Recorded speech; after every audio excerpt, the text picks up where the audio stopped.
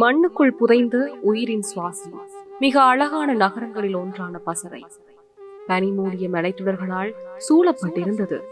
எனினும் கடந்த சில நாட்களாக கொட்டி தீர்த்த கனமழை அந்த கிராமத்தின் அழகை ஒரு பயங்கர தோற்றமாக மாற்றி இருந்தது. குணபாலாவின் சிறிய வீடும் அந்த மலைச்சரிவில் இருந்தது. அவர் தனது மனைவி சீதா மற்றும் 10 வயது மகன் சமீரவோடு எளிய ஆனாலும் மகிழ்ச்சியான வாழ்க்கையை வாழ்ந்து வந்தார். அந்த இரவு முன்னெப்போதையும் விட பயங்கரமாக இருந்தது. இடைவிடாத கனமழை கூரையின் மேல் ஒட்டாத தாளத்தோடு முழங்கும் பறை போல சத்தமிட்டது. மின்சாரம் துண்டிக்கப்பட்டு பல மணி நேரமாக இருந்தது.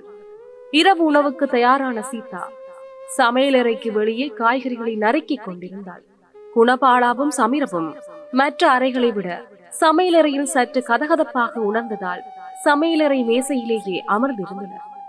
இரவு 8 மணியளவில் மலையின் உச்சியில் இருந்து ஒரு பயங்கரமான இடி சத்தம் கேட்டது.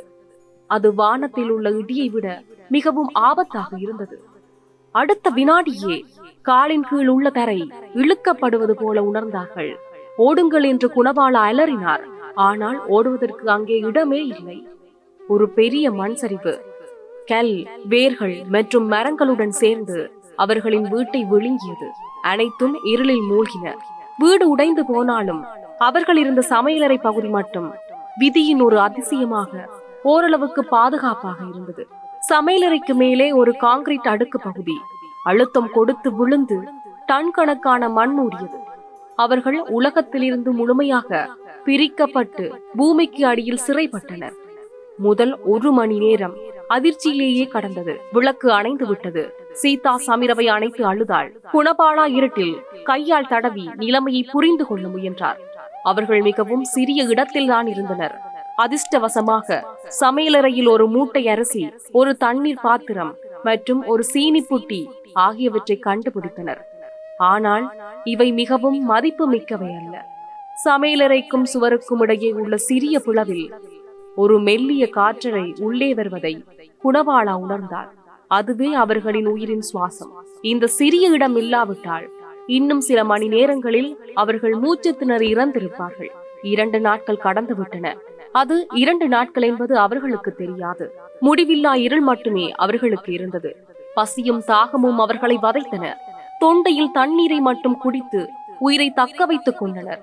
சிறிய சமையலறையில் இருந்த அசுத்தமான காற்று மற்றும் ஈரப்பதம் காரணமாக சீதாவிற்கும் சமீரவிற்கும் காய்ச்சல் வந்தது. அவர்களின் உடல்கள் பலவீனமடைந்து வந்தன. அப்பா, யாராவது நம்மை காப்பாற்றுவார்களா என்று சமீர உடைந்து போன குரலில் கேட்டான். குணபாலா தன் மகனின் தலையை தொட்டார். பயம் அவர் மனதில் ஆட்கொண்டிருந்தது. ஆனால் அவருக்கு ஒரு நம்பிக்கை இருந்தது. மகனே, பயப்படாதே. நம் நாட்டில் ஒரு ராணுவம் இருக்கிறது. நாம் எங்கிருந்தாலும் என்ன கஷ்டம் என்றாலும் நம் வீரர்கள் வந்து நம்மை காப்பாற்றுவார்கள். அதன் மீது மட்டும் நம்பிக்கை வை. அவர் சீதாவை பார்த்தார். அவள் பலமாக சிரித்தாள். அவர்களின் ஒரே தைரியம் அந்த நம்பிக்கைதான். 3ஆம் நாள் அவர்கள் கணித்தபடி விடியல் வந்தது. அவர்களின் உடல் சக்தி குறைந்து விட்டது. சுவாசிப்பது கூட கடினமாக இருந்தது. மண்ணின் வாசம் நுரையீரலை நிரப்பி இருந்தது. சீதா மயக்கமடைய இருந்தாள். குணபாலா அவளுக்கு ஒரு துளி தண்ணீரை ஊட்டி, இன்னும் கொஞ்சம் பொறுத்திரு அன்பே, அவர்கள் இன்று வந்து விடுவார்கள் என்றார். இப்போது அந்த வார்த்தைகளை நம்புவது அவருக்கு கடினமாக இருந்தது. அந்த மதியம் தரையின் மேல் ஏதோ சத்தம் வருவதை அவர்கள் உணர்ந்தார்கள். முதலில் அது மற்றொரு மண் சரிவோ என்று பயந்தார்கள்.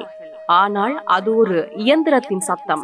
அவர்கள் வந்துவிட்டார்கள், நான் சொல்கிறேன், அவர்கள் வந்துவிட்டார்கள் என்று குணபாலா பலவீனமான குரலில் கத்தினார்.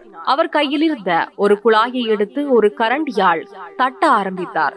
நாங்கள் இங்கே இருக்கிறோம், நாங்கள் வெளியே இருக்கிறோம் என்று அவர்களால் முடிந்தவரை சத்தமாக கத்தினார்கள். மேலே இருந்து கேட்ட சத்தங்கள் உக்கிரமாக இருந்தன. மணி நேரம் கணக்கில் மண் அகற்றப்படுவதை அவர்கள் கேட்டார்கள். திடீரென அவர்கள் சுவாசிக்க வைத்திருந்த சிறிய ஓட்டையின் அருகே மண் கீழே விழுந்தது. மேலும் பல நாட்களுக்கு பிறகு ஒரு மெல்லிய சூரிய ஒளி கீற்று இருண்ட சமையலறைக்குள் விழுந்தது. அது அவர்களுக்கு சொர்க்கத்தின் வெளிச்சமாக இருந்தது. இங்கே ஆள் இருக்காங்க, வெளியே ஆள் இருக்காங்க என்று ஒரு ராணுவ அதிகாரியின் கம்பீரமான குரல் கேட்டது. இன்னும் சில நிமிடங்களில் மண்ணால் பூசப்பட்ட முகம் கொண்ட ராணுவ உடையை அணிந்த ஒரு வீரன் அந்த சிறிய துளையின் வழியாக அவர்களை பார்த்தான். கவலைப்படாதீங்க அம்மா, நாங்க இங்க வந்துட்டோம், நீங்க பாதுகாப்பா இருக்கீங்க. அந்த வார்த்தைகளை கேட்டதும் சீதா அழுதாள். ராணுவ வீரர்கள் மிகவும் கவனமாக அவர்கள் மூவரையும் வெளியே கொண்டு வந்தனர். பல நாட்களுக்கு பிறகு அவர்கள் சுவாசித்த புதிய காற்று மீண்டும் பிறந்த உணர்வை அளித்தது. மருத்துவ குழுக்கள் உடனடியாக அவர்களை நோக்கி ஓடி வந்தனர்.